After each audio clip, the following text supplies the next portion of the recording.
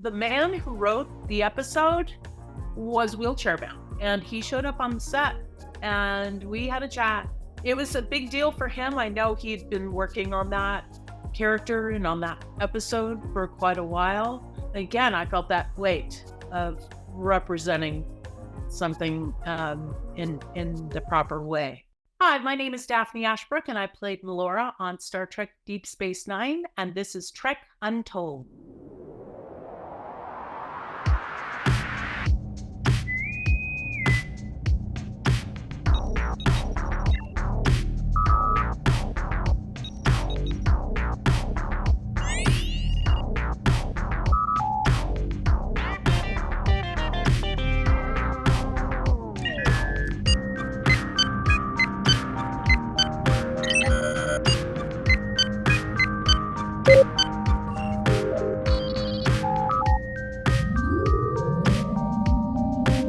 Hello and welcome to Trek Untold, the Star Trek podcast that goes beyond the stars. I am your host, Matthew Kaplowitz. This week on the show, we have a guest who is a person who I have legitimately wanted to speak with since this podcast first began. Regular listeners of this show know that I will talk quite often about a list I wrote when I first began working on the concept of Trek Untold. And that illustrious list I referenced quite frequently was a bunch of guests I wanted to speak with who I didn't think I'd maybe be able to get, or I was hoping to get early on. I don't quite know. It was just basically my way of ideating what this show is going to be about. And in the last year or two, I've really been scratching off a lot of those names, but this one in particular, I would easily say this was like one of the top 5, maybe top 3 on that list, meaning this was a person who I immediately thought of when I thought of the concept of Trek Untold. And that person is Daphne Ashbrook.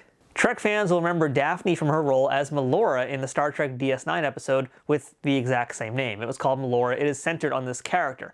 And what made this episode so interesting is that this was a character who was handicapped. And of course, this is Star Trek DS9, so we were approaching it from a very kind of sci-fi perspective. And that sci-fi reason that she was handicapped was because she was unable to walk due to the gravity that the space station had. Whereas on her home planet, the gravity was a lot lighter, they would be floating around and stuff. It was kind of fascinating to look at things and honestly, pretty groundbreaking for what it was. It's an episode that is still talked about today. I always see it at least once a week in one of the many Facebook groups that I'm in Star Trek. People are still talking about it. They're debating it, they're discussing it, and that can often be about whether or not this episode is still actually not just relevant, but how that experience has changed from when it was filmed in the 90s to where we are today in the 2020s. And often that conversation leads to, does this episode age well? So today we're going to hear straight from the person who performed that role, Daphne Ashbrook, and she's going to let us know her thoughts on playing the part, the kind of research that she did to play this character, and also just how she thinks about this today in our contemporary times. Daphne has done plenty of other things in her career that we're going to spend some time talking about today, but another real big one for you sci-fi folks out there is that she was part of the 8th Doctor in the made-for-TV American Doctor Who movie. And she has got some stories about that one. And again, we're talking now about some real interesting sci-fi stuff here because we've got one of the most memorable DS9 characters who only appeared once in the series, and then we've got a doctor who really essentially only appeared once for a long time. Really, it wasn't until, like maybe 2 decades later that the 8th Doctor returned to TV. So yeah, we got some real fascinating stuff to dig into today, and I'm really excited for this one because Daphne is just such a lovely person, incredibly intelligent, so much wonderful insight on what she does, and I'm so excited for you guys to hear from her today. So let's spend some time today with a performer who has crossed the cosmos in many different sci-fi franchises and then some, and let's enjoy learning and hearing some stories from Daphne Ashbrook. But before we start our chat with this week's guest, I want to remind you to please follow Trek Untold on social media, including Twitter, Facebook, Instagram, and TikTok. You can find this show on all of those platforms simply by searching for Trek Untold. Make sure you subscribe to this show, whether that's on the audio platform of your choosing or on YouTube, where the video version of this show lives. And speaking of, make sure to check out our YouTube channel more frequently for episodes of our new mini show, Tales from Trek Untold, as well as other sci-fi goodies. And of course, don't forget to leave ratings, reviews, comments, and whatever you can do no matter what platform you're on to enjoy this podcast and show others that you're digging it too. If you want to support this show financially, please consider becoming a Patreon member at patreon.com/trekuntold. Shout out to Trek Long Island, who is having their second annual convention this summer at Hop Hog, Long Island, New York. from May 31st to June 2nd. Headlined by Melissa Navia from Strange New Worlds, Armin Shimmerman, Chase Masterson, and J.G. Hertzler from DS9, Ethan Phillips from Star Trek Voyager, and Gabrielle Ruiz from Lower Decks. Among many other modern and classic Trek shows, this 3-day event will feature autographs, panels, including some with yours truly, and other ways for you to hang out with the stars and meet your fellow fans. You can learn more about this event or buy tickets for it at treklongisland.com. Now, without further ado, let's go ahead and beam in this week's guest. Computer, access interview file.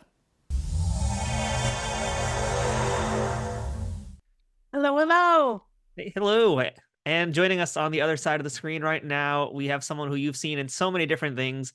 But curiously enough, as I was looking through this person's resume, I discovered there are tons of Star Trek connections in this guest's career. Today, we're chatting with Daphne Ashbrook. Daphne, how's it going? Very well, thank you. But how's it going with you? I am very, very well here. You know, I say this a lot in my show. Not a lot, but I say this to a lot of guests lately as I'm starting to trim down this list here. But when I first started this podcast, I made this like checklist of names of folks I wanted to speak to. And Daphne Ashbrook is in the top 10, I think top 5. I got to pull up that list again, but you're very high up there because your Wow. DS9 appearance is a very interesting and unique one. And I'm very excited to dig into that today. Great. Thank you. But we got a little ways to go here, and yeah, there's a lot of other things I want to talk about here. But Daphne, I don't know if you're aware, like a lot of the roles you've had actually did cross paths with Trek people. I think I'm aware of that. You're going to have to refresh my memory. I definitely will. Don't you worry about that. We're going to get to all that stuff here, but before we dig into that, I just want to ask you the first question that I like to ask all my guests on this podcast, Daphne, and that's, what's your earliest memory of Star Trek? Were you a fan of the show growing up at all? Oh, yeah. When I was a little kid, I found Star Trek, the first one, and fell in love. I loved it. Oh, my God. I couldn't get enough of that. And now I look at it and I'm like, wow, I was so impressed with how cool it was. And, you know, obviously it's dated, but it still holds, you know, there's some great stuff in there. And I did meet Leonard Nimoy somewhere along the line at an audition, and he was wonderful, and I was in awe. So he was my fave. And then of course I'd met Shatner a couple times, and so yeah, I loved that show. Well, I've got to probe you on that one now. So you auditioned for a role that was for something that Nimoy was directing? Yeah, it was one of those films, the one with the whales. Oh, you auditioned for Star Trek 4. Okay. Okay, yeah. I was at that time I was doing a series in Oakland, and this film came up, and my agent said, "You got to get in on this. Leonard wants to meet you.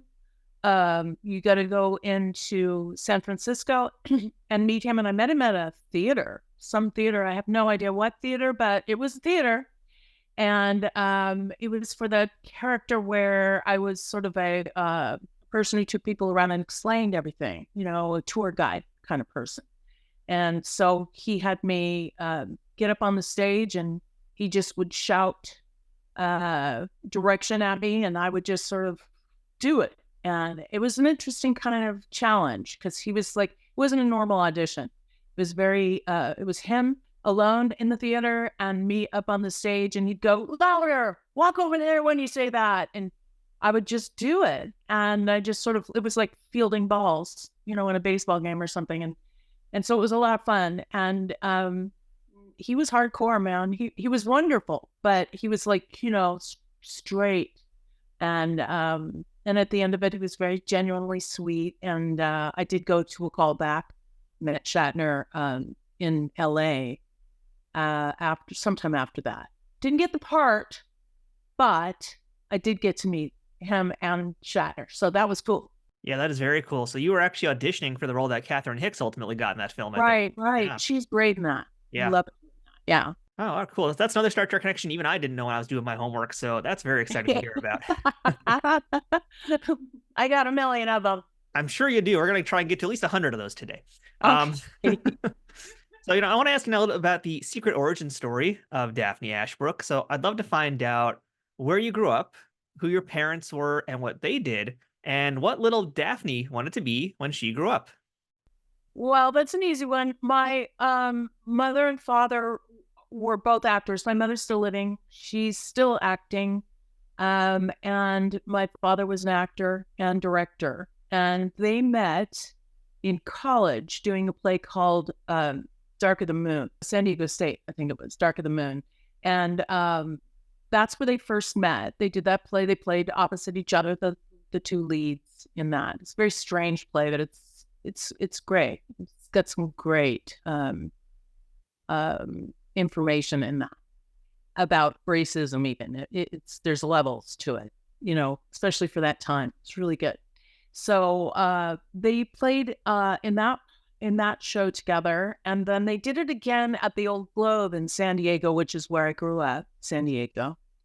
And the Old Globe is still going strong. My mother still goes to the shows there and has worked there. And anyway, so they did that play, and at that time when they did it again at the Globe, my sister and I were already alive. So we were in the audience, and that, I don't really have a strong memory actually of that, but I've been told that we both became kind of hysterical because my mother's character dies in that. And we flipped out. We were crying and screaming. My grandfather had to take us out of the theaters because we were disrupting things. But it was very heart-wrenching. If you ever get to see that play, I do recommend it. It gets you. You don't think it's gonna, because it's kind of got some dated language in it, and it's kind of stilted. It's very strange. There's my father played Witch Boy, and he is a witch, and my mother isn't a witch, and he falls in love with her, and he wants to be with her, but he has to give up I can't even remember now, but it was like this very tragic leading up to this big moment where she dies. And he puts on her finger just before she dies. He puts a ring on her finger because he loves her. And the whole point is she has to survive for him to be able to be a real human. And as I vaguely recall, he puts the ring on her finger and she dies. And then my dad would like do this whole thing where his back is to the audience and she's laying there dead. And he kind of curls up and does this whole physical transformation and then turns around, and he doesn't remember he's a witch again. And so he takes the ring off her finger because they steal jewels from the graves. And it's just very dark at the moon, if you will. But so yeah, that's how they met. And my dad directed and acted throughout his life before he passed away. And as we grew up, my sister and brother and I, we'd go and visit him on the summers, and he would put us in the shows. So we did 1,000 musicals, all the old musicals. We were in all of them. And of course, we all acted in lots of theater in San Diego. That's how it all began. So when I was 4, somebody asked me, what do you want to be when you grow up? And an actor. I want to be an actor. I mean, what better job is there just to play and make believe, and then people clap and stuff and love me for it. Basically, you had no choice though in this matter. You were just like, hey, you're going on stage, you're casted in this role. I mean, did it ever occur to you that like maybe you wanted to try something else? I was always into animals, so Yeah. I think being a veterinarian was kind of like a thing for me at some point. But I'm sure if any one of us had said, I don't want to do it, we wouldn't have had to. We were all for it because it was just fun. Yeah. I'm kind of curious though, like when you said maybe that, as you're getting older, you're like, hey, I want to pursue this. I want to do this for a living. I mean, were they like, well, hey, hold on a second, and give you a reality check, or were they just very supportive of your dream? It was interesting. I'm sure in my mother's brain, my dad too, for that matter, probably had the thought of, oh my God, you want to do, just like I did with my daughter, who's now acting, which when she decided to be an actor, you have that moment where you're just like, so hard, and it's not like a regular job. You don't know that you're going to get another paycheck. When the job ends, you never know if you're going to work again. And that goes through your brain. So it takes a certain kind of strength, I think, and determination. You really have to want it. And you have to be ready to take the hits and overcome that to keep going. And the business, it's a hard business. I mean, between action and cut is fantastic, but all the other stuff can be rough. And not to mention, and I'll only mention this once, now the whole Me Too thing. During that period when I was working, there was a lot of danger for women. I'm not kidding. I mean, everywhere you looked, there was somebody who was possibly going to go the wrong way.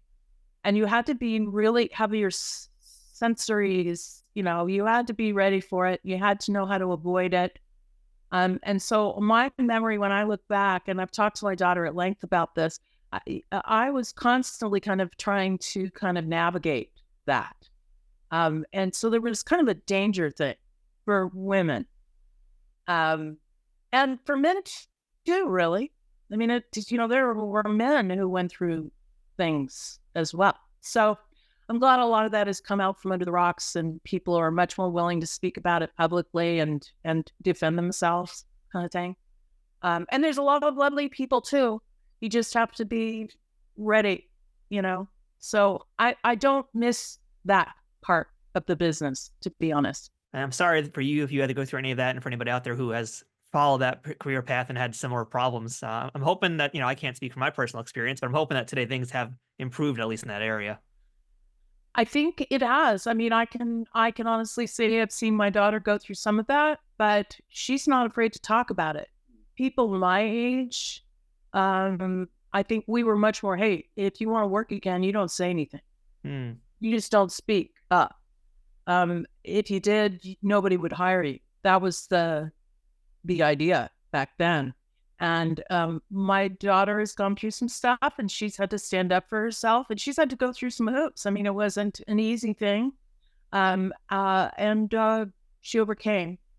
And so the newer generations are much more willing to just say, hey, that's not right. Stop what you're doing. I'm going to report it or whatever. But they put a stop to it. So I'm really proud of the younger women in the business, because they have, I think, a strength that many of us didn't feel, or options that many of us didn't feel we had.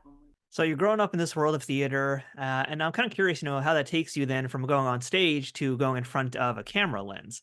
So how did that transition happen?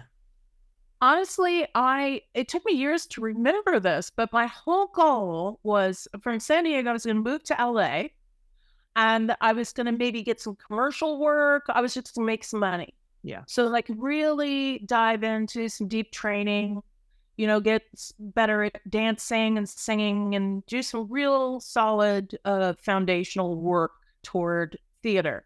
Then I was going to move to New York and get on Broadway. That was my whole thing. That's what I was going to do. But I'll tell you, once I got myself an agent in LA, and I started getting sent out on all these different roles, and it was kind of a hard nut to crack when you don't have any film under your belt. You've got to prove yourself, and it's not easy for people to take a chance on somebody who's never done it before. So it wasn't easy. And once I got my first part, I was like, okay, foot's in the door. And then I think I did a couple co-star type of roles, were just a few lines here and there. And then I got Knight Rider, and I played a guest star part, which was, big part for a guest. And I thought, I made it, I really was so excited. And I was off and running in that direction, and I really didn't look back. And it wasn't until years later that I realized, geez, I was going to go to Broadway. What happened to that? I still did some theater in LA, but not any real big stuff. It was more experimental and new stuff. And so I kept my foot in that door too. But and I always missed it, because it really is my first love. So that's how that happened. It was just it just happened. And it wasn't like I had a commercial agent. I think I had a commercial agent somewhere along the line for a very short period of time. I didn't like doing them, because it's really just mindless stuff in my brain. It was just not very challenging. And so I didn't enjoy it. The money was good, though. Commercial work can pay the rent. That's what I hear. Yeah. So I got to ask you though, since you mentioned Knight Rider already, that was very, very early on in your career. I mean, IMDb has it as like I think your second TV credit.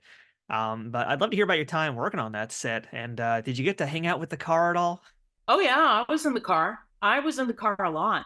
And the car was, supposedly talking. Like, what is the car like in real life? I mean, are they a jerk? Did you get coffee with them after the shoot? How was Kit? Well, Kit was there were many, many, many, many Kits. There was the Kit that could drive without a person driving. And so that's what I really remember, because the stunt guy they had this whole thing built inside of it so that he could be almost in a prone position and drive the car so you couldn't see him. And I do remember they had a whole thing built inside of there. And I think I may have done it in the car when that thing moved. I can't remember. But I certainly was there with the stunt guy. So I'm assuming he moved the car while I was in it. I just don't really recall. I haven't even seen that show in a very long time. But yeah, so I hung out with Kit. She was great, or he was great, whatever. Sorry. It's kind of interesting too when I look at like the earlier years of your TV and film career. A lot of that is kind of like those detective or police dramas because you have like you have the A Team as well. You had the Perry Mason movie, which is always fun. Love hearing about those. But there's actually one show that you did that something I do like to actually ask folks about because it's kind of obscure. I feel like, and you did a bunch of episodes of Hooperman with John Ritter. Oh yeah. And I loved hearing stories about John Ritter. He left this place too soon. What a Didn't talent! I mean, he'd be getting an Oscar today. I feel like if he was still around. But he was one of my all-time favorite people that I've ever met. He was such a good person and so funny. I mean, we had so much fun. I remember the first time I did Hooperman, I had just had my daughter. So she was 6 months old when I worked with him. And I was getting my feet wet. It was I was getting back to working and was separated from my baby, which was rough.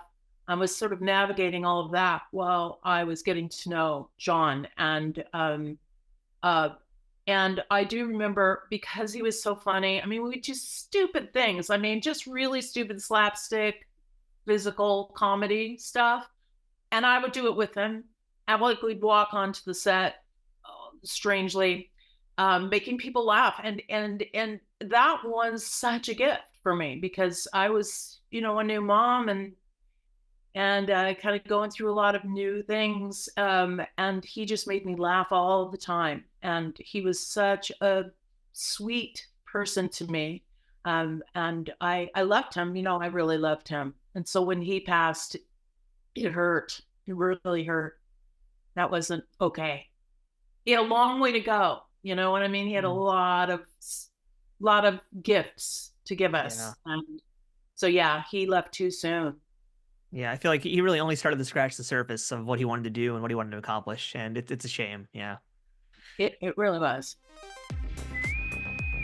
Attention all Starfleet personnel. New York's only fan-run Star Trek convention, Trek Long Island, is back this summer. Get ready for 3 days of sci-fi fun celebrating your favorite franchise in the Empire State. Meet the stars from Trek shows spanning different eras, including Melissa Navia and Yetidi Padaki from Strange New Worlds, Gabrielle Ruiz from Lower Decks, Armin Shimmerman, Chase Masterson, J.G. Hertzler, and Kitty Swink from DS9, Ethan Phillips from Voyager, Janet Kidder, Tara Rosling, Conrad Coates, and Elias Tefexis from Discovery, and many more, including celebrities who haven't been at a Star Trek convention in years, like Clyde Kasatsu, Natalia Nogalich, and Daphne Ashbrook. Come meet your fellow fans. Take in a panel with your favorite podcasters. Enjoy Dinner with the Stars, featuring live musical performances. Meet authors, artists, and musicians, and so many more during this epic 3-day event brought to you by the talented and inclusive community that makes Star Trek go at warp speed. Trek Long Island takes place from May 31st to June 2nd at the Hyatt Regency Hotel in Hauppauge, New York. Visit treklongisland.com for tickets, exclusive packages, and more information. Trek Long Island, going kindly this summer. I do have an obscure thing I wanted to ask you about. I don't know if you're going to remember anything about this or not, but I was again rummaging through the old IMDb, and I found something that I could barely find any footage or clips of. And you did, I think it was a TV movie that was called Long Arm. Oh And yeah. the reason I wanted to ask about that is because I know that Rene Auberjonois was in that film. I don't know if you got to cross paths with him because, again, like the only Oh yeah. footage I could find was this like maybe 15, 20-second really low res trailer for a commercial for it on TV. But yeah, I'd love to hear something about that because I mean, Rene is, again, he's one of my favorites on DS9. He's Odo. That's like my favorite character on DS9. I'd love to hear any stories you have about him. Yeah, that's true. That is a connection. I'd forgotten about that. There's Yeah. one. He was a what was interesting, first of all, I knew who he was too because of his history, but I'd seen him in other things. I mean, there was some kind of wasn't he in that Western that he did with Warren, not Warren, yeah, Warren, was it Warren Beatty? Really old. I mean, way in the 70s or something. And it was such a great film. I'm trying to remember. Anyway, he was great. I remember he wore clogs. That's my main memory of him. He was kind of, don't remember him being very gregarious and, loud or, making, jokes or anything like that. He was just a solid actor, laid back. I remember and we were in the dirt, man. We were out in the dirt doing the dirty work of Western work and horses and dust and weird weather happening. And he was always like in his little clogs and stuff when he would go to the set. I always thought that was kind of interesting. But he's such a good actor. I mean, what a great actor. Yeah, I mean, that's one of the things I wish I'd started this podcast earlier so I could have had a chance to maybe find a way to talk to him. Because yeah, that's one of those guys. I haven't really been to many Star Trek conventions. I mean, I'm doing one coming up a little bit later this year that we'll be seeing you at.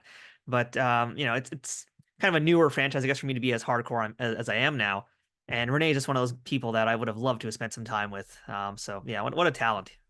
I will. He really was special. But I will say this real quick about that show. I get to do a lot of my own stunts. Now it's fun. I did things that on another set they would never have allowed me to do. But I knew how to ride horses. So I hung out with the wranglers when I wasn't actually working. I'd hang out with the wranglers and just ride. And they gave me the Marlboro horse, the horse that was in those old smoking commercials and billboards, that horse. And that horse was extraordinary. I've ridden a lot, and I'm telling you, that horse was amazing. I felt so comfortable on that horse. And so they started teaching me how to do things like I had to ride into one scene, at a pretty good clip, and then throw my leg over the front and slide off while the horse ran off, never even really coming to a stop and getting off the horse. It was like one of those stunts. And so I did that. I jumped out of a barn from the top window, grabbed the rope, and screamed as I came down when the bale of hay. Yeah, it was I got to do all kinds of interesting things. The worst part was when I had to get in the water. I had to get into fake, it was supposed to be a hot springs, but instead of using the hot springs that they actually had around there, they built one, a really big one. And it took forever to heat. And the weather, we shot that in New Mexico. So the weather was extreme. Like it would be beautiful and sunny. And then all of a sudden it was hailing and windy and cold and crazy. So the whole crew, I remember, was bundled up with their hats and their gloves and their mops. And I mean, with hand warmers. And I was nude pretty much in a hot springs for 12 hours off and on, to the point where I would start to cry when they tell me, you got to get back in. We got to shoot now. And I mean, we had to do this so many times that it was so cold in there. They were throwing dry ice to make it look like it was steamy. And the water just got colder and colder and colder and colder. And to the point where I got hypothermic. I mean, I was definitely not well. I should have been to the doctor or something, because I couldn't stop shaking for days. So that was the roughest. I never want to go through that again. And you never quite recover, I don't think, from that kind of exposure. You get colder quicker, I think. I don't know if that's true, but that's what I think. Well, I mean, that's And what it happens was with a cool. traumatic experience, though. I mean, that's the kind of thing that sticks with you, even if it was only, 20 seconds or 20 hours, whatever it is, no matter how long that time is, it's still a trauma that stays with you. Oh yeah. I mean, I've heard other stories about people going through similar things, but they were talking about minutes. I was 12 hours going in and out of that water. They would make me get out, go get into a trailer to warm up. Then when they were ready to shoot, I'd have to go get back in. And the last time I said, I'm not, if I was in the water and they said, you got to get out and go warm up. And I was like, if I get out, I won't be able to make myself get back in. I can't do it again. And it was the cinematographer who came up to me and quietly said, you need to get out. You're going to get sick. Go get warm. And then I had to do it again. It was horrible. It was so horrible. It was so cold, man. Oh, I mean, it's funny that you brought that up too, because that's literally the only thing I could find, like I mentioned, was this little TV 30-second, whatever it was, commercial for it, and that was the only scene I think of you in it. Like, it might have shown you actually jumping off the barn, but like that scene of you popping out of the water with your arms like this, and now I know that you're yeah. actually like legitimately freezing. Totally frozen. And it was supposed to be hot. So you're trying not to look like you're freezing. Ha Yeah. ha ha. It was horrible. I'm now realizing the guy was in it too. I don't remember him at all going through. I don't remember him complaining at all, but yeah, he must have been in agony too. Anyway.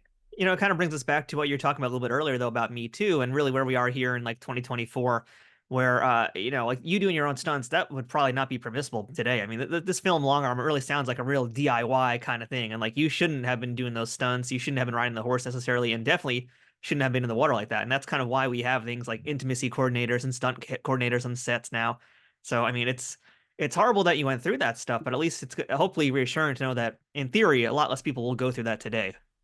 There are a lot more protections for women in particular, but men too. I mean, yes, there's stuff my daughter tells me. I'm just like, what? They have what? Wow. I mean, where it's really all written down in those intimacy scenes. I mean, it's all organized and it has to go through the SAG person who's on set, making sure all those things are followed. I went through some stuff that would never ever have been allowed today ever with those intimacy scenes. So yeah, whatever. It's a hard knock life, man. Well, let's get a little sci-fi for a minute here, Daphne, because I'm not ready to go into Trek yet, but I do want to get a little bit timey-wimey, perhaps, and I do want to talk to you about Doctor Who, the movie, where you played Dr. Grace Holloway. And I know, again, you've done a lot of Doctor Who conventions, so I'm sure you've talked about this already a ton, but I'm a Who fan also, but I've never actually seen the movie up until this week when I was starting to do my homework for this interview. Oh, And okay. it was very 90s, very unique kind of thing. I'm curious to hear your stories about this film, though, because I mean, this seemed like just such like a mismatch almost with the Doctor Who franchise. But I'm curious to know, first off, just what the production experience was like. I mean, was this kind of like a meant to be a real big kind of thing? Because it really is like a TV made for movie, essentially. Yeah, it was a pilot Yeah. essentially, but we all call it, most of us call it a movie. It was like it ended up being a movie of the week because they didn't pick it up. It did not become a series, sadly, but it was sort of, I look at it as a bridge between the classic Doctor Who and the new Doctor Who, which there was about, I think, about a 7-year period between both. Mhm. They had canceled Doctor Who for about 7.5 years. They wanted to bring it back. For the first time, the BBC merged, if you will, with American companies like Fox and Universal. And we shot the film in Canada. And there was some money behind it. I'd never been on a set that had that kind of detail and extravagant. I mean, big. The TARDIS was amazing, and the cloister room, I think it's called, Yep. was extraordinary. Really big, beautiful, detailed, great art. I mean, just extraordinary. I was so impressed, and it was so helpful as an actor to be on that kind of a set. I mean, just can't help but be affected by it. You don't have to imagine everything; it's right there in front of you. So that was great. The crew was fabulous. The as far as the part, and goes, I didn't get a lot of roles that were kind of like Dr. Grace Holloway, where there was this repartee kind of almost like I felt like it was one of those old films, working with Paul, where there was this tit for tat, quick repartee, quick, funny, hopefully. And we got to really delve into that kind of experience. And for me, it was kind of rare. So when I read it, I thought, oh my God, this is funny. This is cute. I like this.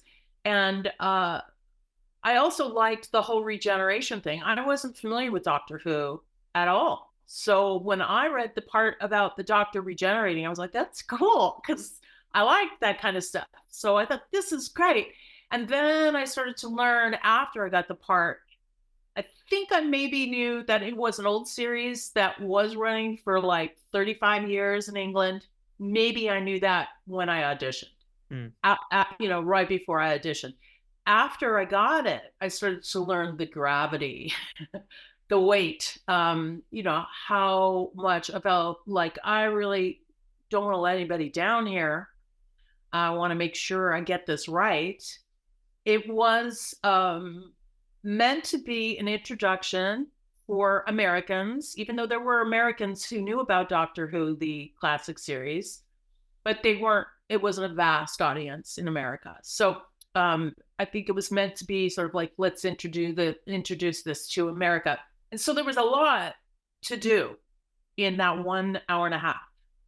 We had to make sure to respect the original Doctor Who stuff and doctors and companions and storylines and all of that. We needed to really tip our hat to the originals, if you will, and also introduce to a whole audience that many of whom had never heard of Doctor Who, and also bring in some new stuff, modernize a little bit. And so, I mean, even though it is a dated movie, back then, the tech was kind of at the cutting edge. The stuff that's in that film was the best we could do at that time in history of filmmaking. So I think what we had to accomplish in that short period of time, I think we did pretty good. I think there was some controversy. I mean, there was the kiss that everybody freaked out about. I didn't know anything about it. Thank God. I guess I was learning on the set that we had to have a discussion about what that kiss was going to be and how it was going to be done. And then, of course, years after the fact, I find out that it was a huge controversy. The doctor doesn't kiss. What the heck?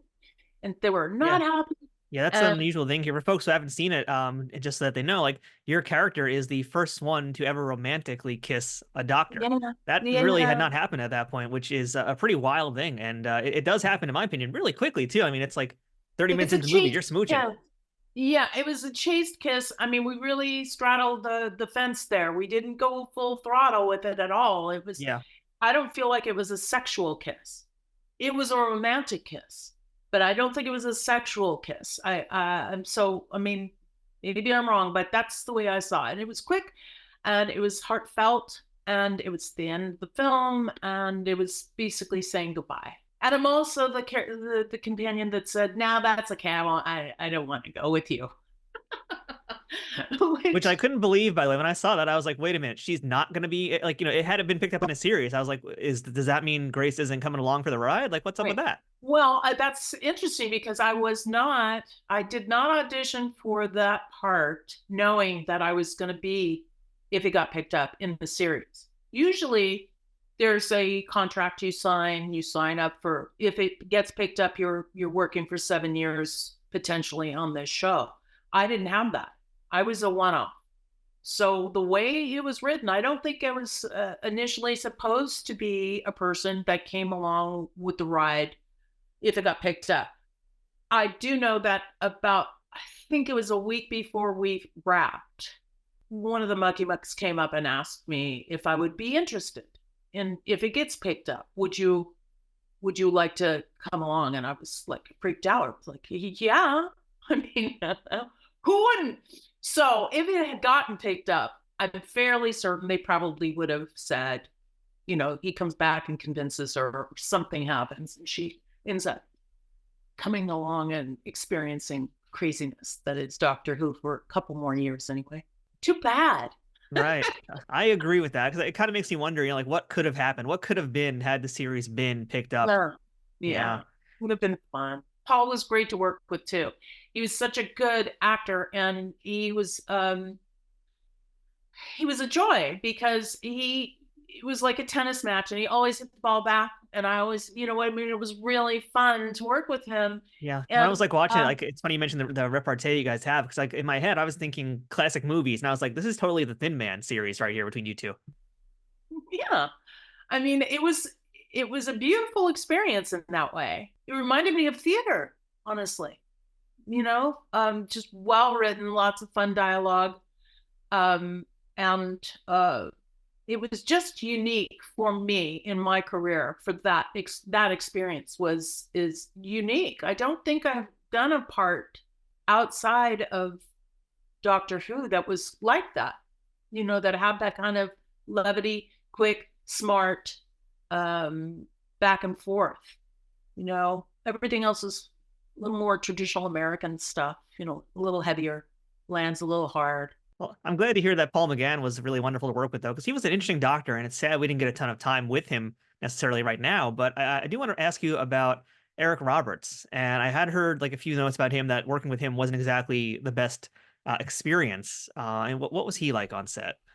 I'm going to chalk it up to this because I've gotten to know him a bit, and I think he's a sweetheart. I think he was going through some stuff at that point, but I also think he's kind of methody, and he was the bad guy. And so when he'd come on the set, everybody was kind of like, it would change. There was an energetic change.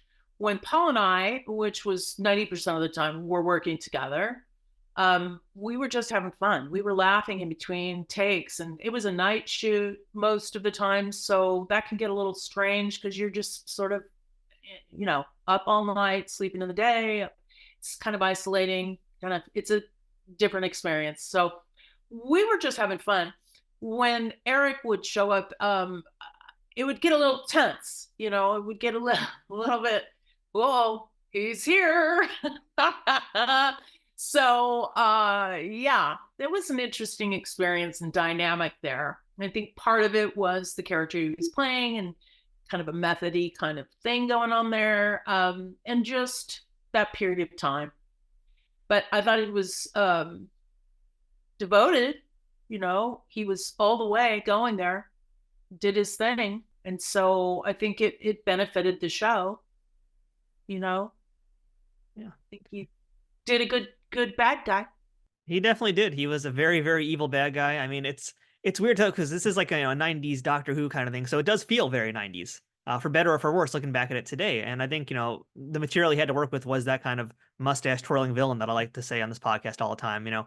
It's very over the top kind of version of the Master. But it's a fun movie. It is actually a fun movie. It's a shame that it didn't get picked up. And I'm kind of curious, like, what did you think of it at the time? And do you have any inkling of what happened and why it didn't continue after that film? Yeah, we've talked a lot about this. First of all, I wasn't good, and probably still am not very good at watching myself. I don't enjoy it. Never really have. I don't even think, for me anyway, it's a healthy thing, actor-wise. Like, the way I think of acting is the last thing you want to do is think like an actor when you're acting. You want to just be the person.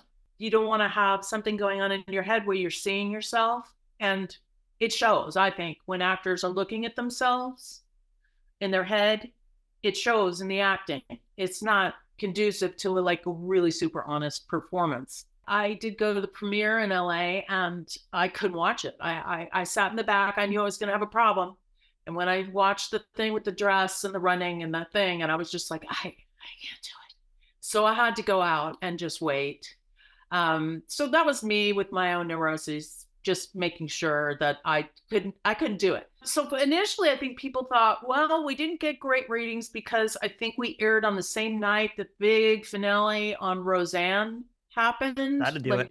He had a heart attack. It was a big deal. And so people were kind of focused on that and not on our show.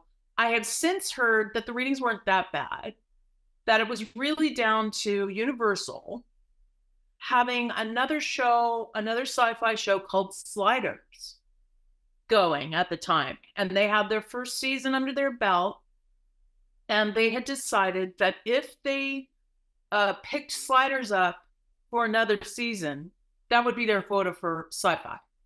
So they did pick up Sliders and decided then not to pick up Doctor Who. So that's what Universal, I guess. So that's what I've heard since.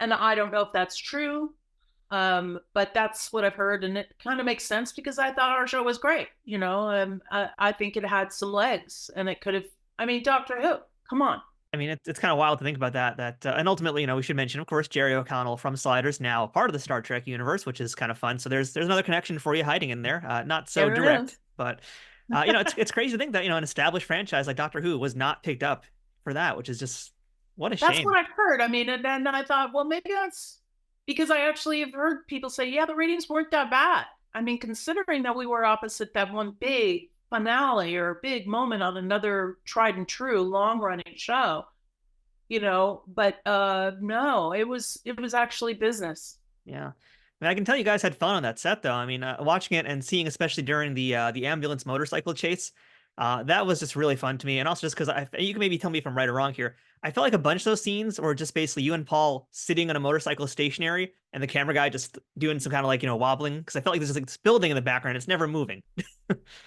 Do you remember anything about that? Then you're probably right. I don't really recall. I know we did move.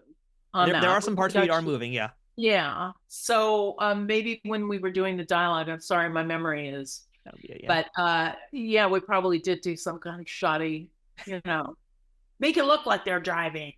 You were doing some Star Trek space acting, basically. That's right. That's right. So right now, there's been some rumors that Paul McGann is currently filming a new season of Doctor Who devoted to the Eighth Doctor. And if this was happening, I'm sure you cannot tell us anything if you are, but is there any interest, let's say, in perhaps returning to the role of Dr. Grace Holloway? On my part? Yes. Sure. You know what I mean? Yeah, that would be fun. Are you kidding? Anything that wonderfully fun, and working with Paul again would be fantastic. And it's a great show. And so, yeah, sure, on my part. I don't know that there's any interest on anyone else's part, though. I haven't heard anything. Nobody's called me. Okay. All right. So we're putting out there into the universe right now that this is happening. They need to give Daphne Ashbrook a call. Hey, everybody. We'll get right back to the interview in 1 second, but I wanted to remind you all to check out Trek Untold over at Patreon. Patreon is the best way to directly support creators of things you like through a monthly subscription of an amount that you can choose. Trek Untold has a few different tiers already with different benefits, ranging from early access to episodes, the ability to ask a future guest questions, exclusive merchandise, and other bonuses that I'd love to offer, but first I need to grow that Patreon community to do that. Trek Untold has been around since mid-2020 and has grown a ton since then, thanks to listeners and viewers like you. Through a platform like Patreon, you can help me keep improving the quality of each episode and keep bringing you new interviews with folks that make the Star Trek universe what it is. If this community can grow more over on Patreon, I can offer new perks like watch parties, exclusive Trek Untold episodes, being able to directly interact with guests, and other things, but in order to do that, I need to know my audience wants these things. The best way to tell me what you want is by supporting us on Patreon, so please, check us out at patreon.com/TrekUntold today and become a bigger part of the Trek Untold family. And now, back to the interview. Now, as we're going along here, Daphne, I was wondering when you were going to confess something to me, because we do have something a little bit heinous to talk about here. Okay. And I'm kind of curious to know about this here. I think it's time to talk about those murders that you committed. Oh, yeah, I was a horrible murderer. Yeah, because you were a 3-time murder veteran in Murder, She Wrote. 4. 4-time? Oh, my goodness. I missed one? I think I did 4. I think I have 3 here for you. Unless there's a hidden. Who else did you kill that I don't know about? Who are you confessing to now? I tried to kill Florence Henderson. Haven't we all, though? Didn't do it right, so she survived. I don't remember who else I was trying to kill, but I know I tried to killed at least 2 other people. I thought there were 4. Am I wrong? There might have actually been. Yeah, you might be right, actually, because it's 3 episodes and I think 4 murders in that case. Because I think you did double duty in the 3rd episode you did. And just to kind of run down all the names here, because like we said here, you're doing 3 episodes of Murder, She Wrote, which is, I love to talk about that on this podcast. And there are so many Star Trek connections to these three appearances, by the way. Really? Yeah, there actually are a bunch. There's a few. I mean, Murder She Wrote is packed with Star Trek alumni, and even Oh. beyond that, I mean, we all know that Murder She Wrote was packed with a lot of like celebrities of yesteryear and modern times as they were kind of coming up in the world. Right, I right. just want to run down a few names here on your show here. These are not all Trek names, but as far as the 3 episodes that you did, there was Florence Henderson, you already mentioned, Jimmy Dean, Gary Grubbs, everybody knows as one of the most Southern guys ever on TV and films. Loved him. Yeah, and that was for Ballad for a Blue Lady. And then talking Trek alumni, right? Let's jump over to Dear Deadly, your second appearance, which had Lawrence Luckinbill, who folks will know as Sybok from Star Trek V, John Rhys Davies, who was in Voyager, and the person you killed, Trek alumni DeMar, Casey Biggs. Okay. Wow. And then your third episode, which was Nailed, had DS9's Rosalind Chow. All right. I love her. She's amazing. I love her so much. Oh my God. And of course, many other talented performers. But yeah, I got to tell you too, before we get into any of the questioning here, I wanted to throw your way. This was hilarious for me watching it because I don't remember these episodes and I love watching the show. So I'm watching it. I'm like, okay, first episode, and it's you who's the killer. I watch the next one. It's you who's the killer again. And I'm like, there's no way she's going to go for a trifecta. I get to the end of the third episode. I'm like, are you kidding me? Are you kidding me, Daphne? 3 times a murderer? That's like unheard of. I was so good at doing murders. I was. You're the wrong line of work. I was also murdered many times. I've even written a book about this stuff. That's your memoirs. Dead Woman Laughing. I've died a bunch of times and I've murdered a bunch of times. And I used to think that this was normal. I mean, every actor has to. I know I went through a period of time where I started asking other actors, so how many people have you killed? Or how many times have you died? And they would go, none, never did it. And I thought, why? Why is all this death around me? Very strange. So yeah, I even died in Doctor Who, for goodness sake. That's true. When don't you die? Come on, Daphne. Right? I mean, oh my goodness. Yeah. Life. Yeah. And death. On a more positive note and less murderous, I'd love to hear any stories you have about working with Angela Lansbury. And the fact that you got to work with her 3 times is just a wonderful thing. And also, again, you're surrounded by some real great cast in these episodes. There's some like wonderful actors you get to work with here. Yeah, I loved working with Eileen Brennan. Do you know that she was in the one about, what was it, a newsroom? Yep, that was Dear Deadly. Dear Deadly. So I loved working with her. She was crazy, wonderfully crazy. So she was fun. The hardest part about doing Murder, She Wrote, Angela was lovely. I mean, and obviously brilliant.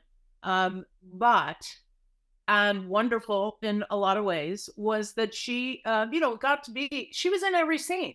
She was always working. I mean, the woman, and how long was that show on? How many decades? That was 12 seasons. And you were in the last season, actually, in fact. So that's exhausting. And she had, when I started working until I finished working and murdering people on that show, she had a thing in her contract. She could only work 4 days. It might be a 9-day shoot, but she was only working for 4 days. So we had to get everything with Angela shot in the can before her husband, who was her manager, would walk her briskly off the set. And if we did not have everything shot with Angela, tough beans. So there was a lot of pressure on that set to get it done. And there was a lot because she was in almost everything. You really were crunching at it was like, don't mess up your lines, hit your mark, get it right. There was a lot. It was a little bit of a pressure cooker. And, Eileen, she didn't work that way. That's what I remember. She's one of those artists that does it different every time. Super creative. Just, really just in the moment. Wonderful. But when you're doing something that's like, you got to pick up that coffee cup with that right hand on that line that you did in the master shot so that we can match it to everything else we're shooting. And she didn't work like that. So it was tough. If you didn't have that kind of understanding and that technical thing in the back of your brain while you're working, still trying to just be an actor, just be free, be one with the role and all of that, but also remember what you did, which arm you put your shoulder strap of your purse on, at what line you did that, when did you turn away, all these things had to be duplicated, and she struggled with that. It wasn't easy for her, but I at that time had a pretty good brain that could work on that level, so I could remember things. I don't know why, but at that time I could do that. I know I weird, and even I would do weird things like in the master shots. I would find that later that, oh no, I put the purse on my left arm. I'm right-handed. I never would have done that normally. And I started wondering why I would use my left hand to do things that I wouldn't do and I thought, why is that? And I thought, because I'm using my right brain, which means, is that right? It was a creative side of the brain that I was operating from when I was shooting the master, which is the first time you do it usually. It's like you're shooting the big shot.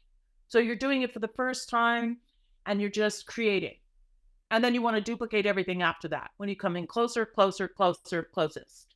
So that's what I like in that too. I would do things that I wouldn't naturally do because I was operating from completely creative right brain place, meaning the left would pick up the slack. I have no idea if any of that is true or not, but that's what I like it to do because I can understand. It actually took some effort to go, no, you picked up the purse with your left hand. Don't forget that on that line. Get it right. And on that show, it was super important you remember things like that because we just didn't have time. I think you just had the mind of a murderer. That's what it was. Yeah, that whole murder thing, man. Yeah. I remember one of the characters, I think it was the last murderer I played on that show. There's so many murderers that you've been. I mean, it's hard to keep track. It's so hard to remember all of them, but I do remember Angela saying to me, "You're a sociopath." And I was like, I know. That was our big little, she was just like bringing it home. Crazy murderer that I was. So, yeah. So, Daphne, let's beam into our Star Trek discussion at last here. And we're talking DS9 Season 2, the episode named after your character, Melora. Right. This normally is a question I ask, but since you already answered, I was going to ask, had you auditioned for Star Trek before? But there was Star Trek 4. Had there been any other Star Trek auditions, though, besides that? No. I Okay. mean, I wouldn't even have put those two. Yeah, no. I do that. That film had to come. I don't know when it came. I don't remember time anymore. Yeah, that would have been before DS9. Okay. All right. Yeah. I'm sure you're right. Yeah, no, I never auditioned for a series for Star Trek until that one part came along. And again, it was one of those things where it's like, this is a challenge. This is, first of all, the language, forget about it. That was another thing. They're gonna let you like miss a word in that. You had to get all the thes and the ands and all the little, it didn't matter, all the great gobbledygook stuff that you're like, what does this mean? I don't even know what this means. You kind of had to do your research and figure out what the hell you were talking about. It's like another language, really. But you couldn't miss any word. So if you messed up, they made you go all the way back to the first paragraph 3 pages ago and do it all again and get it right. So that was tough.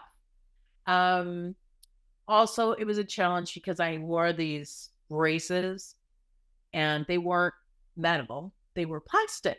And, and you're wearing the jumpsuit. Well, if you got to go use the restroom during the day, like normal humans do, I had to take everything off. And that stuff would break. And so the poor prop guys were constantly coming up and duct taping. Thank God it was silver because they could just silver duct tape all over me. So that was tough. And I just stopped drinking liquid altogether. I was like, I'm not going to have to take this. I'm not going to do it. Forget food and liquid. It's just going to be a get the words right kind of day. That was a 9-day shoot. And because of all of the makeup, which I think took 4.5 hours. Yeah, that was some wild makeup here because we're talking now, just to kind of set the stage here, Starfleet uniform, like you just said, with the braces that are across your body. So we're now very restricted physically. And now you're also doing these prosthetics. And I'm kind of curious, like, have you done prosthetics to that amount previously on TV and film? I'm not sure if this was previously. I think it was. I can't even remember the name of the show, but it was a show where I had acid on my face. It was like a whole side of my head had to be messed up. And so that took some time. I don't know what that show was. Probably another sci-fi thing. That might have been prior to, but I just don't recall. Yeah, no, I've never been through anything like what I went through on that show. I mean, the 4.5 hours, forget about it. So I averaged maybe 3 hours of sleep a night if I was lucky, because it was also 19. I think I worked my longest day on that show, which was 20 hours of shooting. Wow. And then I was there with the little hair and makeup person well before anyone else was there to start getting back into the whole head and hair. So yeah, that was rough. Luckily, I lived really close to Paramount, which is where we were shooting. So I had maybe a 5-minute drive to get home. No, it took 45 minutes to get it off too. So everyone else was home by the time they got this thing off my head, and I would go home, fall into bed, get back up, shower, back into the chair, 4.5 hours. Boom. It was rough. Yeah, I don't envy you for playing that part. Oh, and I get to fly. You did get to fly. I wanted to ask you about that because you Like got to do Peter some wire Pan, work. man. I mean, I know there's like some parts that are most likely not you that I think they had a double for, like some of the double backflips and stuff. But for the most Yeah. part, a lot of that is you with Alexander Siddig just floating around. That's got to be really an interesting day at the job. Yeah, that was really fun. I mean, every young actor probably thinks, one day I'll be Peter Pan and I'll get to You got to live your Mary Martin dreams really. that day. You're just floating. Floating is different than flying, so it was a little bit different. It was uncomfortable, the harness, I'm not gonna lie. It was uncomfortable. But so what? And it was cool and it was fun and it was different. And they did, I think one of the rumors was they wanted to bring the character back, or at least others like her. But because technically we were challenged at that time, they were, they had to, I think it was every second of film, they had to paint the strings out. So it was a constant effort to make all of the apparatus disappear and make it look like we were actually floating. So it was costly. And that's why they never brought any of my type of characters back. That's what I've heard anyway.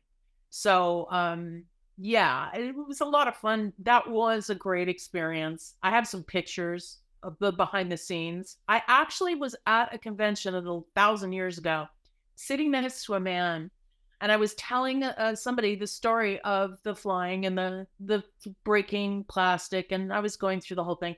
And the man sitting next to me, I wish I could tell you his name. I'm so bad. He turned to me and he said, "So you know the prop guy that taped up all of your plastic stuff?" And I'm like, "Yeah." And he goes, I was that guy." And I was like, "What?" And he goes, "I have some pictures for you." And he had all these pictures of behind the scenes stuff where, we were getting ready to shoot. I was hanging in the air and the strings, you could see all the strings and all the people and the crew people, all kind of, it was very interesting to kind of get that perspective on it. But that was so ironic. But yeah, it was a tough shoot. Went right into a Western a week after I finished shooting that show. That's a pretty big change in pace right there. Another Western that I can't tell you the name of. Oh, no, can't remember. You got to go on IMDb. I don't know. Well, we'll hunt for that one later, but I do want to kind of come back to something we talked about a little bit earlier with Doctor Who, and that would be your romantic smoochy kiss with the Doctor. Here you are now in DS9 having what I think is like one of the most fascinating and unique kisses in sci-fi history, and that's you floating around with Alexander Siddig. I just wonder about shooting that scene, because I mean, it's got to be you guys coming together and doing that and then twirling off or whatever. I mean, do you remember anything about shooting that part?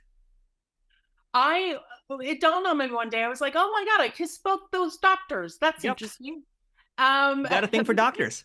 Totally. Very, both British too, weirdly. So yeah, that was it was a challenge because at that point we were, close up.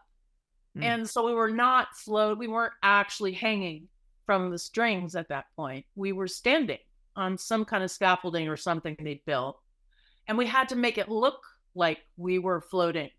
So we had to kind of do a whole kiss where we're acting like we're actually just floating in air, which I thought was interesting. I thought I did a really good job at that too. If I do say so myself, that's not easy. You gotta do a whole I'm floating and kissing and then floating. So yeah, it was a hoot. Very interesting. But I'm kissing, I'm killing, I'm dying. That's my life as an actor. You're the total package, Daphne. Well, let's talk a little bit more about Melora, the character now, because this is a very, very unique character in Star Trek history, and really even just across sci-fi, because you've got this character who is essentially physically not able to do the same things as everybody else on the show.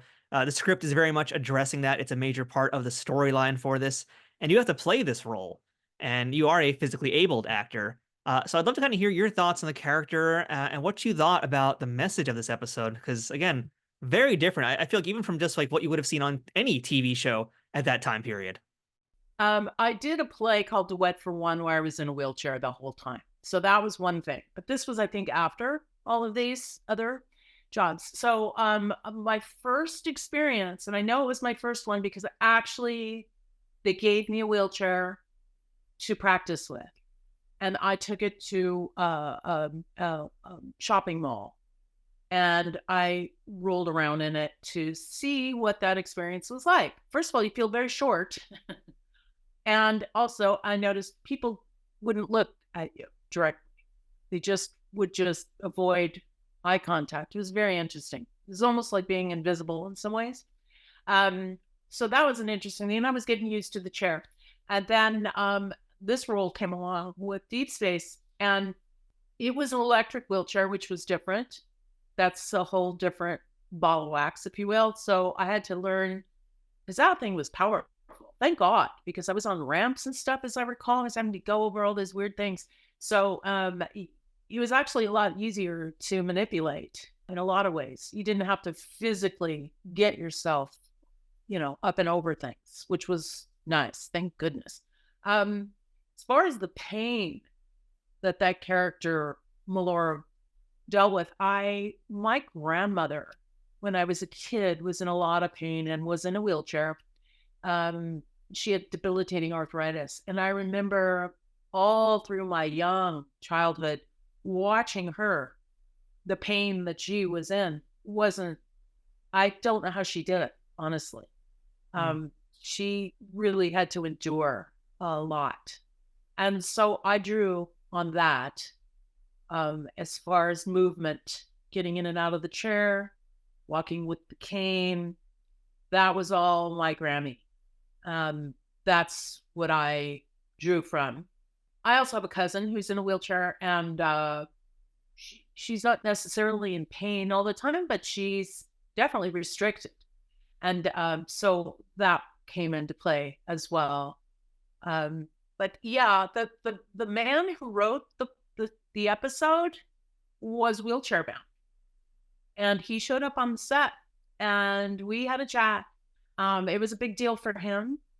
And I don't even know, well, I guess I could have gotten away with it, because these days now, if you're wheelchair bound, you got to use somebody who's wheelchair bound. They don't like that. But because I had to get up and walk and do other things, that changes the scenario there. But it was a big deal for him. I know he'd been working on that character and on that episode for quite a while. And it was a big moment for him. And we talked about the challenges of being handicapped, if you will. And again, I felt that weight of representing something in the proper way. So I felt kind of privileged that I was, if that's the right word, that I got to represent people who go through those things every single day.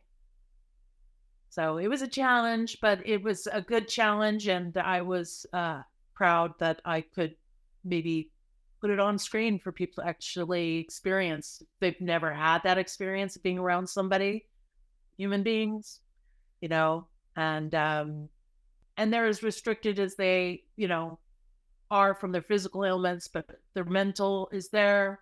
Like my cousin, for went to Berkeley and graduated with high marks. I mean, she's nothing stopping her. So it was a great experience in that way for me.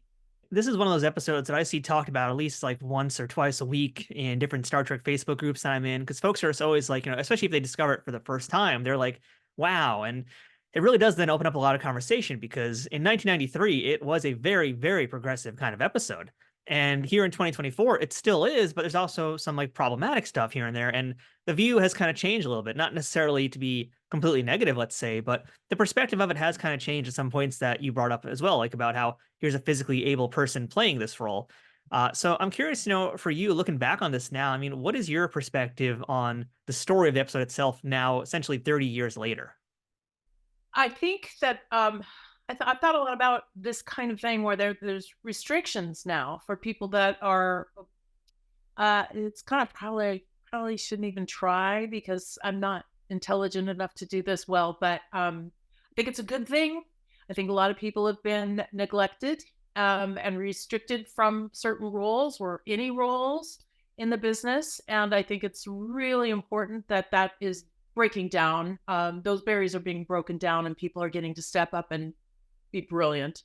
But the one selfish thing I have to say about it is, like, it does take away some really wonderful challenge from an artistic place for a person who is not physically challenged in a real way. I don't even know how to put it, but it reduces some of the gray parts, that would have challenged me as an actor. But c'est la vie, so what? Get over it. I have my time. There's so many wonderful actors. I've just been binging Deadwood. And there's a fabulous actor on that. I should know her name. I should find out what her name is. She plays Jewel in that show.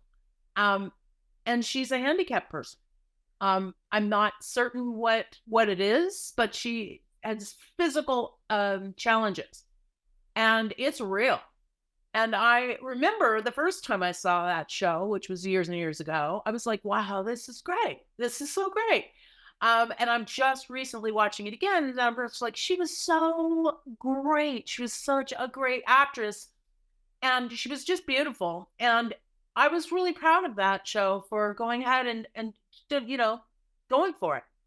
And now it's like, I think there's a lot of that going on now, which makes me happy that the business is growing and allowing everybody in, which I've always felt as an actor coming from the theater. That's, I think, my favorite thing about the theater. It's like everybody's invited. If you can get in and do the part, everybody's part of the family. And it's much more of that kind of vibe in theater. And so I feel like that is just now really starting to come into its own in the film industry.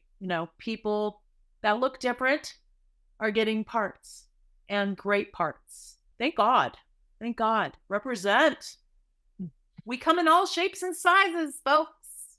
I think that's a very honest and human reaction that I have to that, especially from the acting perspective of how, everybody wants to play any part. That's kind of a thing we hear all the time, is like the best actor should get the role. We hear that thing all the time, and it's not necessarily the right statement. I mean, let's take a look at a different role. Let's take a look at Daniel Day-Lewis in My Left Foot. And here is a very physically able person playing this kind of a character. I don't know if that would fly today.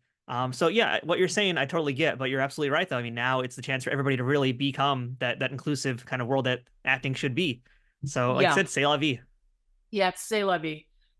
Maybe if you really want that challenge, go do My Left Foot in a stage play. Maybe then, I don't know, but even that probably wouldn't fly today. But yeah, it does reduce where you can go as a creative person. But c'est la vie. One of the things too that kind of also almost bugged me out this episode too was it's such a sci-fi thing. How a lot of the plot of this episode is about curing Melora. And that's just a very 90s thing too, I feel like, where it's kind of like almost taking a disability and saying, oh, but we could probably get around it. And it's almost like a very ableist kind of view of what they're trying to accomplish here. I don't know if you've ever considered that aspect as well. I did not. I think that knowing who wrote it, I'm thinking, okay, I can see how cool that was because she does have that option. They Mm. can fix things and make it so that she doesn't have to go through the pain. But her choice is no, she could have even stayed home. That was the other thing about the character. She didn't have to leave the planet. She could have stayed there and not had to go through all of the challenges, physical challenges that she ends up having to face when she's not in her homeland. And it was like, no, I'm powerful enough that I can deal with what this brings. It's me. It's who I am. It's what I have to deal with, and I'm okay with that. Let's just stick to what's real. So there's some kind of empowerment, I think, when it comes to her making those choices. She's a really strong woman. It kind of reminds me of another episode I did of this podcast where I interviewed an actor named Howie Seago, and he is deaf. And his episode of TNG was all about that. And it was written by, a deaf person as well. And that episode was essentially similar about, someone who is not able to hear in the same way that most other people can hear. And originally, one of the plot ideas was that maybe he would be, quote unquote, cured of it, or he would be doing these different things that didn't really fit with how deaf people actually function in real life. So it's kind of curious. DS9 is doing this kind of same thing that TNG accomplished. And it's great to have that kind of representation and be as accurate as it can be, especially for the times that it came out in. Right. I think of Children of the Lesser God. I don't know if you've ever seen that, Yep. but and this was way back. So what, in the 80s? Yep. The first one. So the main female lead was deaf. And then they carried it over with Marley in the movie. And I thought, yeah, I mean, that's just the way to do it. I think I really do feel that, it's great as a challenge for an actor, but look what we would have lost had we not go ahead and done the right thing, which is to hire a person who is deaf and who can, what's the problem? It was perfect. And both of those actresses were absolutely brilliant. And we would never have known that otherwise. So yeah, it's the right thing to do morally, and it's the right thing to do creatively. I mean, two freaking brilliant performances right there. So it's exciting to see these changes happening. Thank God. Now, you mentioned the difficulty of these characters and how they did have to get around the set and such. So, we know it would have been a little bit challenging to have Melora come back, but was that something that was ever thrown around? I don't think so. Hmm. I don't. If it was, it certainly wasn't. I wasn't privy to it. So I heard that kind of rumor after the fact, and it might have been at some kind of a convention or something. I don't think it was a discussion on the set or anything like that. Maybe it was. Like, we had 4.5 hours in the chair with the hair and makeup lady, and they know everything, those people. So maybe she said something like, yeah, they're thinking about, maybe that kind of conversation happened at that point, but it's not something specific that I remember. It's just, I don't remember the specific conversation, but I do remember that specifically being said at some point, that was an idea that they would have liked to maybe, but it's just too expensive. Hmm. I think it was $10,000 a second to paint out those lines. Oh, that's wild. Now, I normally don't ask this type of question on this podcast because I never like to get like this kind of Trekkie with my guests. But and again, I don't know if you're the kind of actor that will theorize about this, but do you ever think about Melora and what her life would have been after this episode happened? No. Okay. Then we'll move on. I don't think I have. I mean, she would have continued on being her, doing her mapping and whatever the hell she was doing. She Yeah. could have been in pain. Who knows? Maybe she would have changed her mind after 10 years of that kind of pain. Maybe in her older age when she was retiring, would have said, hey, let's do that operation thing. Let's do that. I don't know. Now, I know you mentioned earlier you don't like to see yourself in roles that you've done, but I mean, for this role from Melora, did you happen to watch yourself on DS9 just to see how it looked with the wheelchair or anything like that? I'm sure I did, because back in those days, you kind of had to do a reel for Mhm. your auditions, like an old VHS reel of parts that you put, a compilation of work you've done. So I had to work at least once or twice at watching something and going, okay, that scene, let's edit that. So I'm sure I saw that. I haven't since. And the first time, I know that the first time I would see something, all I did was see what I looked like, which is not pleasant. And then the second time I would watch it, I would maybe focus on the acting. And then the third time I could actually watch the show and experience the show, like maybe a little bit like an audience member. So, and the initial time was always the hardest because you're just looking at yourself. And so you got to get past all that crap and then look at the work. And as far as reels go, you got to pick out the scene that you think is going to work with your reel. And so, yeah, I had to go through that in the back in the olden days. Nowadays, I think somebody else does it for you. You know what I mean? I don't think you have to do that yourself anymore. I don't know. All right, so Daphne, that's our Trek talk here, but I want to now go into our lightning round as we start to wrap up this interview here. And I'd like to ask you a few quick questions here. We'll see what your responses are to this. First one here, what was the best day you ever had on a set? And what was the worst day you ever had on a set? It depends on the perspective, but I mean, like where I'm coming from. I will say this, I did a miniseries called Intruders, and I had to do a very challenging scene where I was under hypnosis, which was like having to do a 5-page monologue. Not easy to do. And it was super emotional and challenging, and I had to prepare a lot. When I nailed that scene and finished shooting it, I felt like I had accomplished something. So that was a good day. But there's also really fun days where it's just fun to be alive. But that's what I'll choose for the best day as an actor on a set. The other thing is the worst one. I mean, I'm going to tell you, hypothermia is not any fun. So that might have been the worst thing that physically that I had to go through. I mean, it just hurt, and it hurt for days afterward. It wasn't fun. So I'll go with that. Now, it's funny. I was going to even just chop that question off my interview here, but I'm so happy I asked you about Long Arm now, because, I mean, as horrible as it was, I'm happy you got that story out there. There were a lot of challenges on that show, but it was mostly a fabulous time. Riding a horse all day long, come on. Yeah. That great animal. Oh, so good. How about the role that you are most proud of? Like, if there was one role that you were going to tell your people, your fans, to see you, and this is the one that you think you did your best in, what would that role have been? I did a pilot called Sisters. It came out at the same time that the other Sisters show came out, and they got picked up and we didn't. So, so my pilot became sort of the movie of the week kind of a deal. That part was great. And it was super challenging, and I fought really hard for that part, really wanted it. So I'll go with that one. I don't know if it's anything anybody can see anymore, but yeah, that was probably my favorite all-around experience. What's something that you know today that you wish Daphne Ashbrook knew when she was younger? That I had more power than I thought I had, as far as being able to accomplish things, do things, protect myself. I wish I had a little less fear as a younger person, being an actor in this business. So I think that's what I would have liked to have been able to say, it's going to be okay.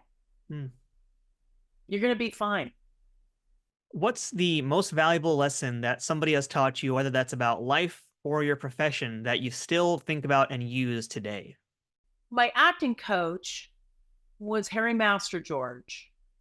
And what I loved about him so much was that he confirmed what I instinctually knew about acting for me personally. Being honest, imagining, using your imagination. It's a super powerful tool.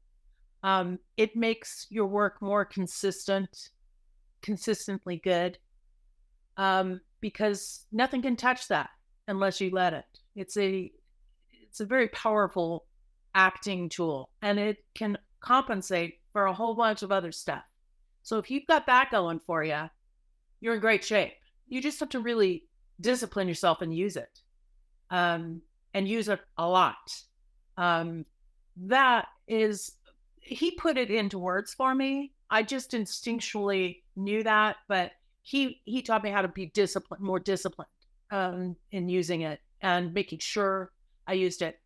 At a very, can I do a little?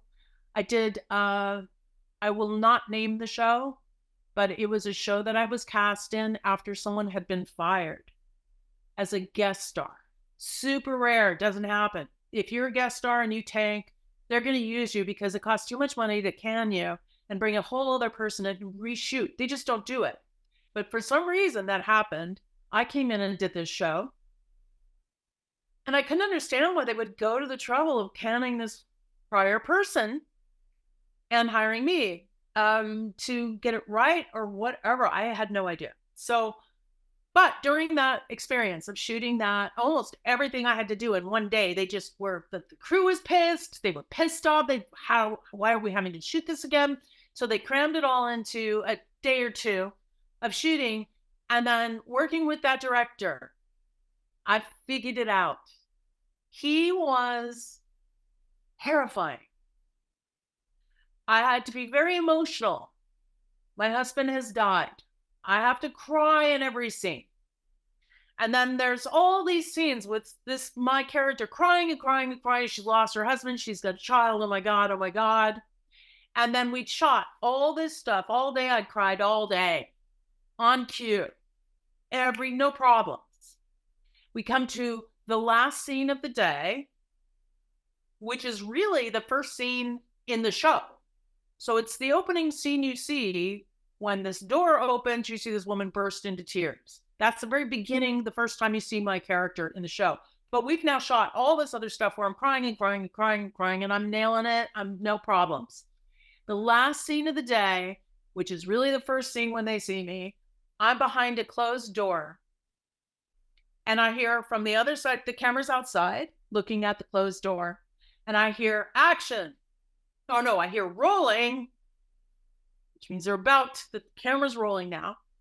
And all of a sudden I'm getting into it. I'm getting ready to cry because I got to open the door, see the person, and immediately burst into tears, right? So I'm getting all there. I'm ready to go. I'm all mentally prepared. I hear rolling. I'm totally solid. All of a sudden the door opens up. The director sticks his head in and he goes, if you don't cry in this scene, everything else you've shot today doesn't matter. And of course, I am now rolling camera outside, closes the door, he goes back out. And now I'm all thinking of all kinds of stupid things like acting and, I'm not going to be able to cry and all these stupid stuff.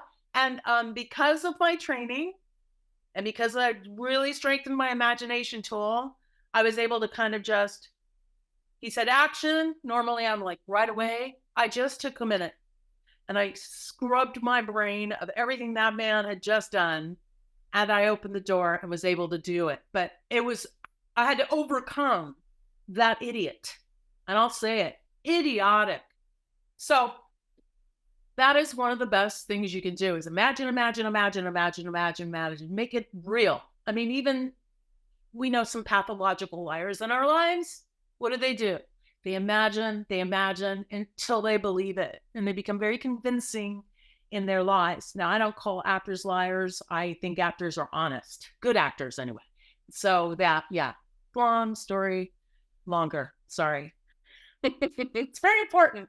I think it is here. And I want to ask you a similar question, but kind of bring us back to where we were at the start of the interview here when we learned about your parents and that your parents were also acting and from the acting world. And fast forward to today, and you have a daughter who, if you want to say her name as well, feel free to, but you have a daughter who's now in the same world as you. So, 3 generations doing this here. And I'd like to ask you, what's a gift that your parents gave you? And this could be either about acting or just about parenting, growing up, whatever. What is a gift that your parents gave you that you have now given to your daughter? It's easy. The acting thing is it's a joyful experience. It's a way to create in a very unique way. And if you're a creative person, it's a great thing to be able to do. Unfortunately, with acting, you kind of have to get to a point. I mean, it's a little unlike this now because you can generate your own work a lot easier than you used to be able to do when I was working. But it's a wonderful life. You get to travel, you get to meet new people, and you get to experience this thing. My parents installed in me this kind of love for it, and it was sort of like a family business. It's like when you see your parents doing something, you think, oh, I can do that too. It's a possible thing. Yeah. It's not a pipe dream. So that's something. My father had directed me a lot of stuff. My sister directs and acts. My brother was on Twin Peaks, played Bobby Briggs. And now my daughter, Peyton Ashbrook, my brother, Dana Ashbrook, my daughter, Peyton Ashbrook, just finished working on a thing called Ghost on Stars. So, we're all somewhere in there. We write, we direct, we produce, and we act. And there's some music involved as well. So, it's a wonderful life. It's a creative life. And certainly my parents gave that to me, watching them do what they did. And last thing for today, Daphne, what's the best thing about being a part of the Star Trek universe? Well, it's a great family, isn't it? I mean, I was bit by that bug before I ever did Melora, so I've been a part of that family. I love that wonderful, limitless storylines, that's just wonderful. It's so much fun, and the people are great, and I'm so excited to meet everybody come June to see everybody over in Long Island. So am I in Long Island? Is it in You're going to be on Long Island, yes, because we're going to be seeing you, and fans can come meet you at Trek Long Island 2, which is going to be May 31st to June 2nd at the Hyatt Regency in Hauppauge, Long Island, New York. And if anybody wants to go get tickets to that, to purchase tickets, as well as photo ops for Daphne and all the other many stars that are going to be there, head over to treklongisland.com. You're good. Yeah, I'm good at that, right? I didn't even practice that. I just came out naturally. You're really good at that. You are a professional. Oh, thank you. But yeah, I mean, honestly, I cannot wait to actually meet you there in person. Because like I said, doing this interview, having this quality time with you, it's amazing. And I also kind of just can't believe it. Because like I said, when I first started this 4 years ago, that list had you at the very top of there. It definitely, I'm pretty sure it's top 5. So to do this today and get this time with you, this is amazing. I feel like I've hit a milestone. I can cross this off the list now. And you're amazing. I really can't wait to actually get a photo with you in person and shake your hand and get an 8x10. Back at ya. You're fantastic. Thank you. And also, before we go, I want to make sure everybody remembers to check out your memoirs because we did mention it today, and that's Dead Woman Laughing. We're going to have links to that in the show notes, so definitely pick it up. And again, can't wait to meet you. Thank you so much, Daphne, for your time today. Thank you. That's it for this week's episode of Trek Untold. Thank you for checking it out. Don't forget to follow us on social media, whether it's on Twitter, Facebook, Instagram, or TikTok at Trek Untold, and subscribe wherever you are listening to or watching on. And that includes the audio versions on whatever platforms that might be, and our YouTube channel, youtube.com/@TrekUntold. If you'd like to support this show financially, please consider visiting patreon.com/TrekUntold to become a member of this show. And along with getting access to all sorts of wonderful perks, you'll also know that you're helping out this show continue to thrive, survive, and make new content all the time. I'm Matthew Kaplowitz. This has been Trek Untold. Thanks for watching. And until next time, always remember, fortune favors the bold. Trek Untold, the Star Trek podcast that goes beyond the stars, is powered by the Rageworks Podcast Network and affiliated with Nerd News Today.